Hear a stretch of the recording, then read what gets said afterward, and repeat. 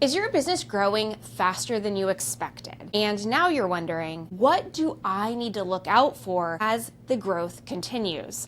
I'm Melissa Franks, your On Call COO, and this is the Opt-in podcast where we talk about going from surviving to thriving in business. And if this is the question you have, I mean, congratulations. You are growing at epic proportions. And if this isn't a question you're asking and you're like, I wish I could be there, then stay here. Because what we're going to talk about today is the 8 things that you need to consider during a rapid growth period to ensure that your business stays around for the long haul. You know, here on the podcast, we often talk very specifically around growth strategies or how to turn around your business or how to overcome a plateau. Rarely do we spend any time with all of you that are living in the moment and growing like crazy. And that is a really pivotal point in the business. It is one thing when it is just you and you can touch everybody, you can send personal emails, you can talk to the people that are buying from you, you can know everybody personally by name and site and maybe even voice. It's another thing when you have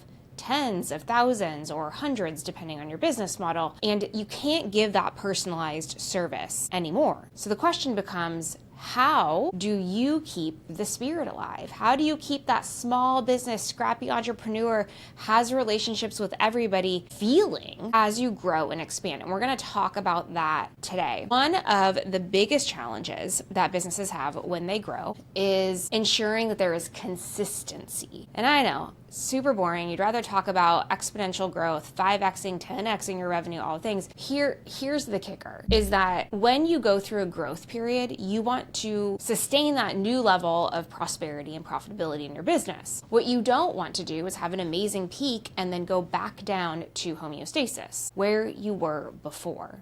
So before you make any permanent or semi-permanent decisions like hiring employees, what you want to ensure is that everything is working. What you want to ensure is that you can continue, A, the momentum and continue to grow, and B, that you are certain that the revenue that you're bringing in the door is going to remain for the long term.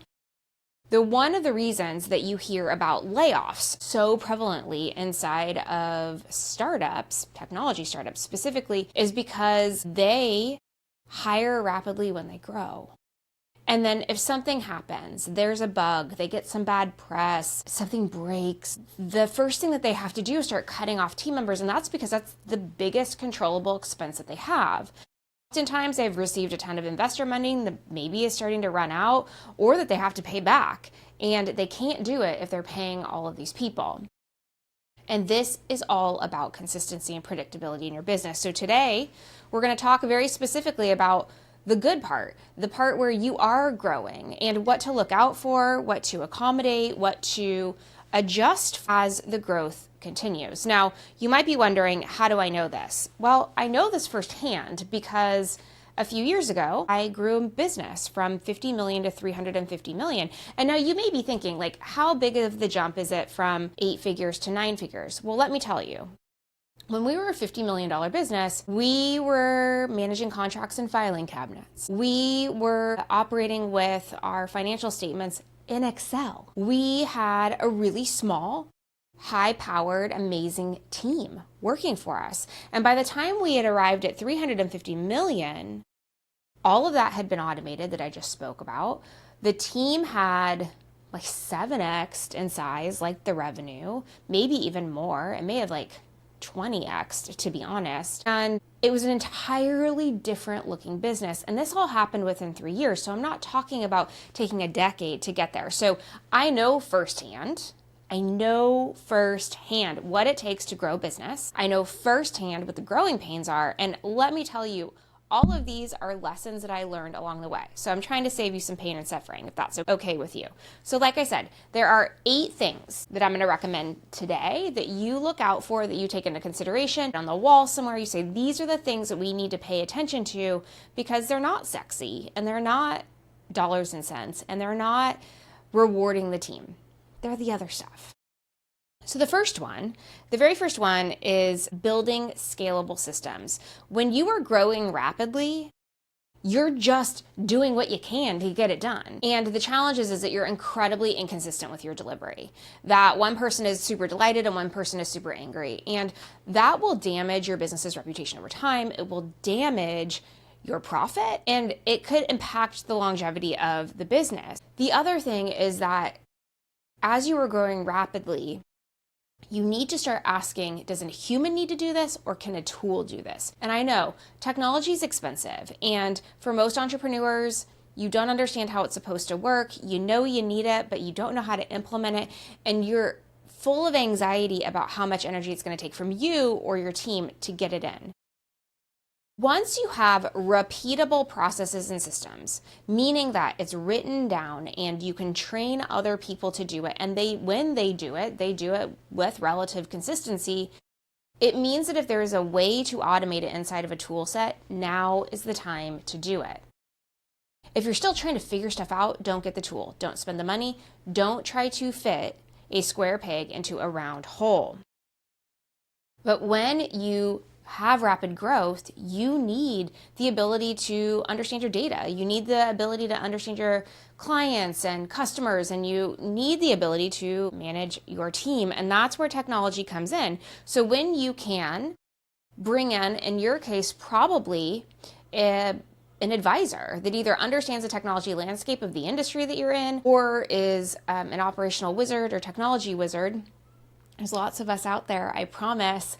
They can help you understand what you need now and what you're going to need tomorrow so that you make smart decisions and get tools that can talk to each other. Because the worst thing that can happen is that you take a recommendation from a friend that has something they love and you implement it, and then you realize 3 or 4 more million down the road that it's actually really difficult to use it with anything else. I had a client who I worked with last year, and that was exactly what was happening. They had identified a platform that they loved to host their training program and acted as their CRM, really kind of acted as everything. And when they grew enough to want to start adding more sophisticated tools into their tool set, what became really, really apparent is that it didn't play nice with anything else. And in order to get it all to work together inside of an ecosystem, it required expensive experts to make it happen. And if you needed to change something, you needed those expensive experts back. That's why before you start investing in technology of any sort of scale or size, getting somebody that actually knows how they work together is critical so that you make sure that you make the right investments, you don't waste your time, and you're able to replicate what's happening in technology. The other thing, and I love y'all so much, you small business owners, but you don't write down what you do. I was just talking to a client this morning, and they literally said, everything that we do is in our head. Everything we say. And that is so normal. That's so normal, because when you're the only one doing it, why do you have to write it down? Or when there's 2 of you doing it, why do you have to write it down? But all of a sudden, when there's 10 of you doing it, or you need to get it into a tool and it's not written down, inconsistency. You'll forget steps. So as you go, as you start to do things 20, 30, 50, 100 times, that's an opportunity to say, this is how we do this. Let's write it down. Let's get it documented. If you don't want to write stuff down, you know what you can do is you can record a loom and take the transcript, throw it into AI, and get it to write you a process. You don't have to be a wizard at process mapping. You don't have to be a wizard at documentation. If your skill set is showing, then show, and then let AI write it down for you. The cool thing is that now you have the video and you have the documents to go with it. So whoever you're teaching next, if they're a visual learner, they have video. And if they are a learner that likes to follow along and follow the steps in the process, then you got that too. But write it down. It's the best advice I can give you about building scalable systems. The one last thing that I'm going to say is that these systems are going to change over time. So it's also a fallacy that you define it once, you do it forever. It's just not true. So you're going to want to make sure that there is a continuous improvement process. You're going to learn things as you get bigger and the systems are supporting more of whatever, humans or accounts or products or fill in the blank. You're going to want to continuously come back and say, is this still serving us? Is this still providing the value that we expected? Is it still getting the output and results as fast and with as high of quality as we want? And if the answer is no, it means it's time to refine the process. It doesn't mean throw the baby out with the bathwater. The process is still really, really good. It just needs a little bit of adjustment because you've gotten to a place where it's not working optimally anymore. And every single business in the world does this. There are departments dedicated to continuous improvement initiatives because all businesses evolve and change and grow and shrink over time, and you need your systems and processes to do the same thing. The next mistake, so number 2, that you may make when you were growing rapidly is that you hire reactively.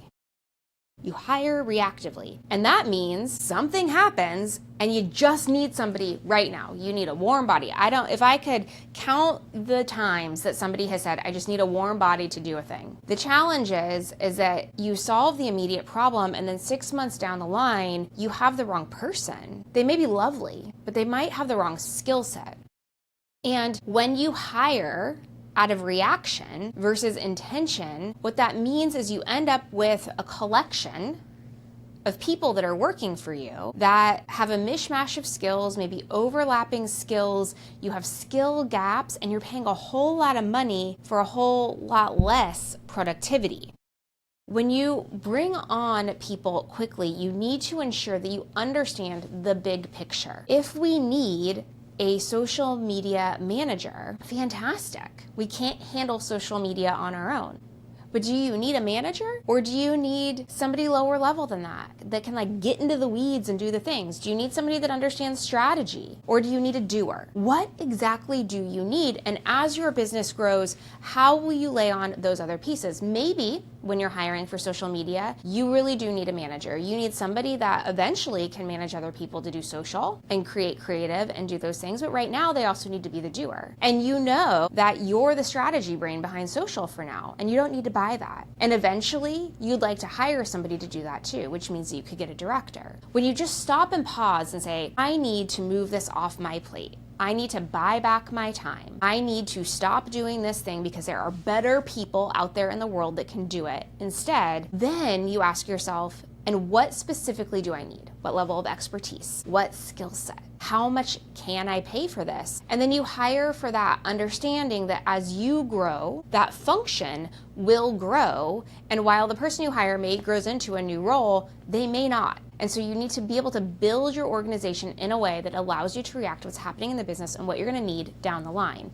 You don't have a crystal ball. You don't know what you need. You do know that you need flexibility, and that when you're hiring right now, you need to hire for specifically what the business requires. The other thing when you hire reactively, when you just start doing the warm body approach, is that it's really unclear who's doing anything.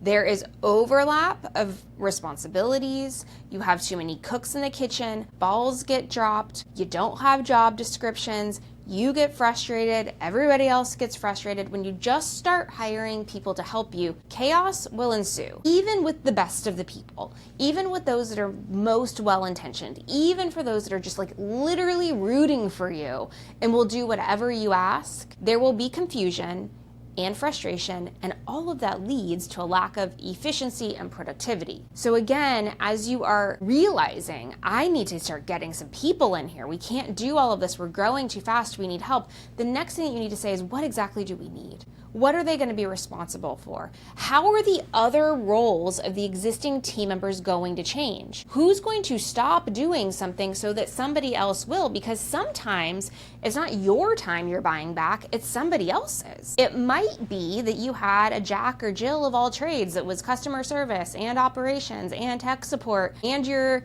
executive assistant and your events person, and then all of a sudden you say, well, we can't do that. So then you say, so what do we need? And then we're going to take that off that person's plate. And then what does their job description look like now? How do they spend their time? What are their responsibilities? When you remove something, you have to, reset the table, so to speak. Now, I know, because I can hear it. And you're saying, but that takes so much time. It does not. Literally, it does not. You know what it takes is for you to stop and pause and do something intentionally. I work with small businesses all of the time that have to hire fast. All of the time. And in today's age, you can either go to LinkedIn or Indeed or pick your poison, and you can get a job description that's actually posted for the role that you want to hire right now. Literally. You can go search for it. You can get it today. You can then take that and throw it into AI and say, this is, my business, so can you write this for my business? And within 20 minutes, you have a job description. Within 20 minutes, you can take that job description and say, hey, adjust this job description based on this role now being in the team. You don't have to do all of this yourself. You can leverage tools that are out there. It's not going to take you weeks to redesign your organization. It's just going to take a little bit of thought and intentionality. And the other thing that I will say on this is that this is one of those situations where two heads are better than one. If you have somebody that is farther along in business than you, if you have somebody that is a business strategist that works with you, if you have somebody that even works inside of somebody else's business that's much larger than yours, it's so great to take what you think you want to do to them. Get feedback. Ask around. Don't reinvent the wheel. See what other businesses have done at the stage and place that you are and where you're headed.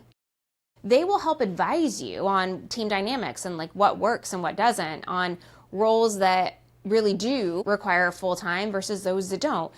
Start talking to people. You don't have to figure this out yourself. Your business is unique. So the staffing that you're going to need and how you define the roles and how you separate responsibilities is always going to be a little bit different than the next guy or girl. It always will. It doesn't mean you need to start from scratch. It just means that you need to know your business well enough and you need to know yourself and your existing team well enough to take what other people are showing and sharing with you and then right size it for where you are, where you're going, and what your business requires. Okay, so the third one, I love the third one, and I know y'all can roll your eyes. The third mistake that you make when you grow really fast is you're not tracking data. You're not tracking it. You're not defining metrics. You're so focused on that big revenue number. You're not counting anything else. And the other stuff is so important. The other stuff is what tells you what to keep doing more of, and it tells you what to stop doing. When you get distracted by a top line revenue goal and number that you achieve, you will spend money on things you shouldn't. You will have products or services that you're offering to the world that are no longer aligned with the sort of business that you have. When you don't track data and when you don't track metrics, you don't actually know how you got the result. You think you do, but you don't really know. And if you don't know, you can't do it again. If you don't know, you can't ensure that it continues to happen. If you don't know, your growth will stop. It's just a matter of time. I know. You hear me all the time talk about data, and I'm not actually talking about financial numbers. Now, of course, when you are growing rapidly, one of the things that you need to start taking a look at is cost of goods sold. You need to look at your profit margin. You need to look at exactly what's happening from a financial landscape around how your business is operating. How much of your monthly revenue is going out as expenses? Because as you're rapidly growing, you're hiring. So you are adding expenses. So what you want to ensure is that your expenses are not outpacing your profit. Let me say that again. When you are rapidly growing, what you want to ensure is that your business expenses are not outpacing your profit. It is incredibly easy to start spending cash when you have cash. And then what happens is 30 or 60 or 90 days later, there's a speed bump, or you didn't do the math right, and all of a sudden, you need to grow even faster to compensate for the spending decisions you took in the past. Things change in your business when you get bigger.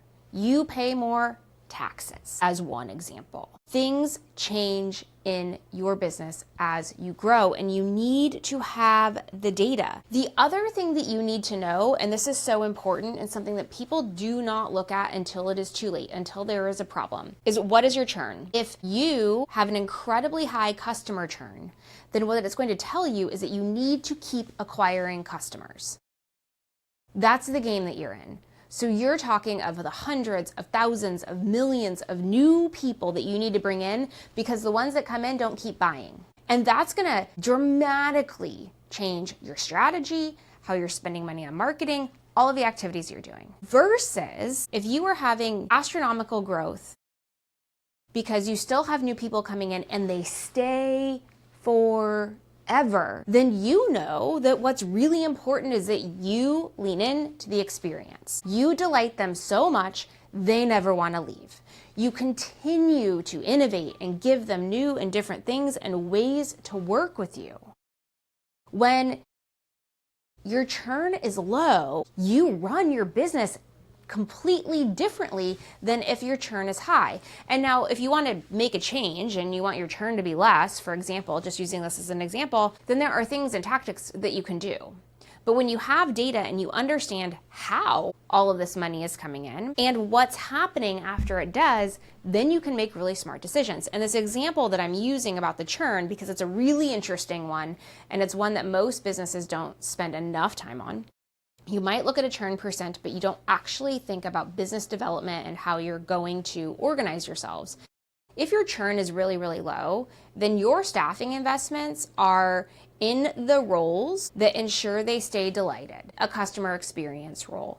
If you have complex processes that impact your client or your customers, it's ensuring you have enough staffing to make those processes and technology run fluidly and seamlessly without them ever knowing. If your business is based on human touch and connection, if you're a professional services or education company, then you need to make sure that you have a pipeline of talent that can come in and continue to provide the same level of service and training and support that you did when you were a one woman or man band. When you have really low churn, you need to invest in how you fulfill and how the business works. If you sell products, then what you're going to want to do is make sure that you spend a lot of money on the fulfillment experience and that customer service is state of the art, and that your web design and R&D and product development, that's all going really well. Now, if you have high churn, while those things are still necessary, you don't need to invest in them the same way that you would if you had low churn. Instead, you're investing most of your money on marketing because you're out there trying to capture a cold market. You see how that's different? You would be bringing in experts on social media or Google or print advertising. You might be spending more time personally doing public relations actions. When your churn is really, really high, and that's the model of the business, you staff and you hire talent incredibly differently than if your churn is low. Number 4, the next thing that you do, and we just touched on this with the metrics, is that you neglect financial planning. You have cash, so you don't need to pay attention. There's money in the bank, you can pay your bills, you don't need to pay attention. You have enough money to buy a car in the business, so you don't pay attention. You have enough money to take your family on vacation, so you don't pay attention. Financial planning is so important. It's so important. I know that it's boring and I know that it's complicated. Here's the thing. Your profit and loss statement is a tool for you. It tells you where you're getting money from and it tells you how you're spending it. And you get to design it the way that you want. You get to create your own chart of accounts. You get to tell your bookkeeper how to associate what things to what so that when you look at that report, it makes sense to you. And there are 3 parts, and we'll do a different podcast on this, but there are 3 parts of finances. There is what happened, financial reporting. There's what you expect to happen, financial forecasting. And then there is what you plan to happen, which is financial planning. And they are different and distinct for one reason and one reason only. A plan is a series of steps that are designed to achieve a desired result. A forecast tells you both how you are progressing towards that goal and what you need to do in order to make it. It has actuals plus the plan, and it has the adjusted plan based on what's actually happening. And then the financial reporting just tells you what happened. That's all that it did. It's a history book.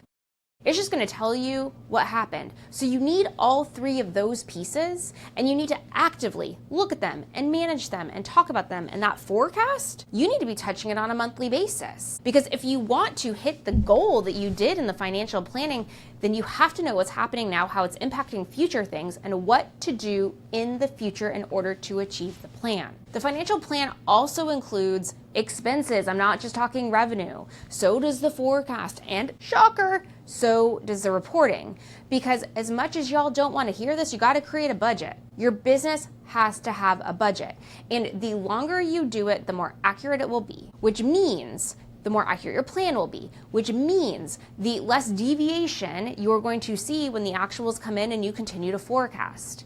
Your business will become predictable.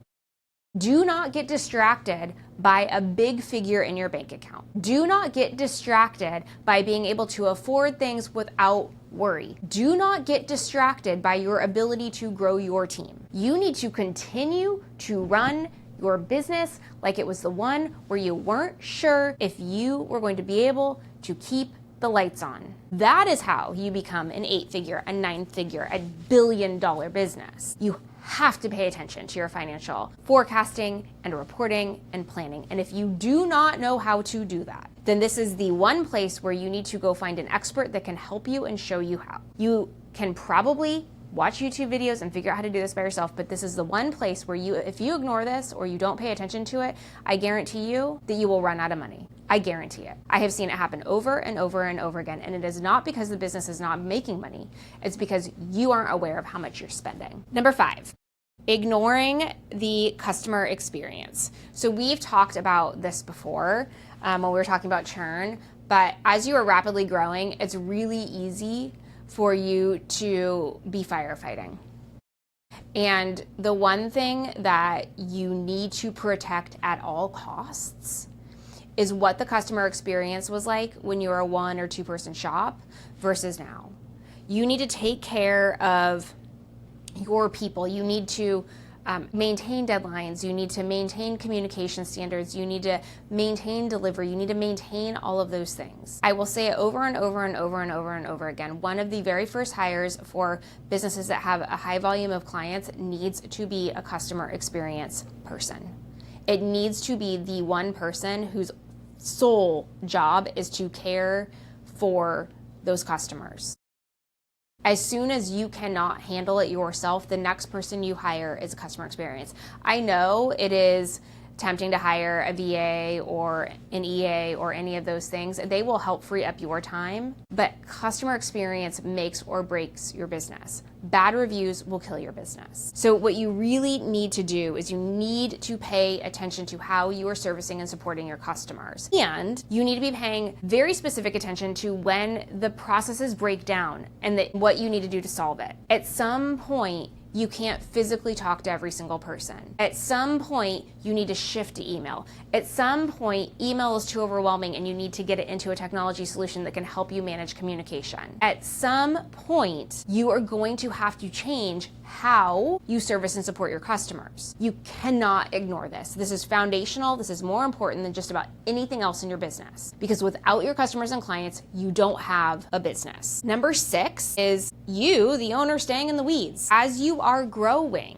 you cannot do everything. I say this time and time again, that your team will know what's happening in your business better than you. If you see sales slump, you know who knows? Your team, not you. You're doing too many things. You have your hands in too many pockets. So you need to get out of the weeds. When you are at the place of growth where you can actually have a team and you can delegate work, you need to let them do it. As your business grows, you spend less time doing the business things and you spend more time managing your team. You spend more time innovating and being creative. You spend more time being strategic. Now, I know some of you don't want to manage your staff. I get it. You don't have to. You can hire somebody to manage your staff. Some of you just want to create and innovate all day. Cool. Hire somebody to run your business.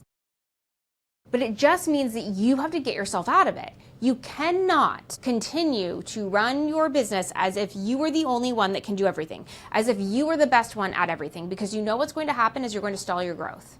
What's going to happen is all of these mistakes that we were saying. You can't look at your financial planning. You can't look at your data. You can't ensure an excellent customer experience because you're in it. And the other thing that when you were in the weeds, do you know what happens?